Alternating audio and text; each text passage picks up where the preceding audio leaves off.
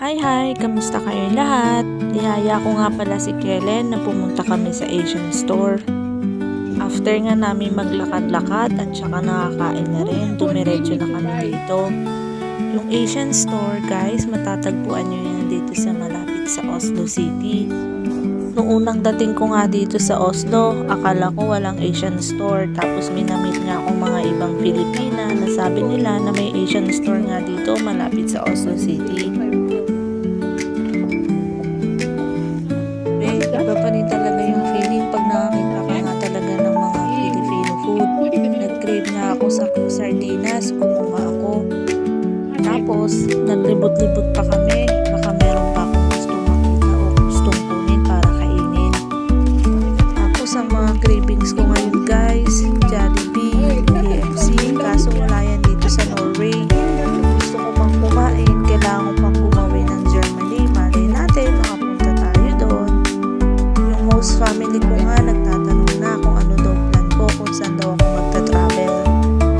Lalo na ngayong week, winter break nga pala ng mga student ngayon dito. So, some of the host family, nasa bakasyon sila.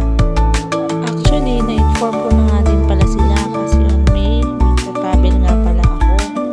Yung host family ko, minsan nag-aalala yung mga yan kasi ayaw nila na lagi na ako sa bahay, baka daw ma-homesick ako. Sobrang lamig ngayon dito guys. Actually, yung host family ko nga nasa mountain sila, pero sabi nila sa akin, sobrang lamig din daw doon ngayon. Hindi naman ako bumili ng madami dito. Bumili lang ako kung ano yung kinikrave ko ngayon, gaya ng sardinas, at saka yung noodles, at saka yung pancit canton. Kasi nga yung food ko everyday, kasama ko yung host family ko kumakain. So nag-order nga sila everyday ng food namin sa HelloFresh. Pero ganun talaga, kailangan natin masanay, at saka nagda-diet naman ako guys, so okay rin naman. Nung nakita ko na nga yung beef noodles at saka yung pancit canton, kumuha na nga ako ng tig-isa. Usually pala, bumibili din ako ng noodles pag weekend, pero nga dun nga sa normal grocery like sa Coops or Kiwi.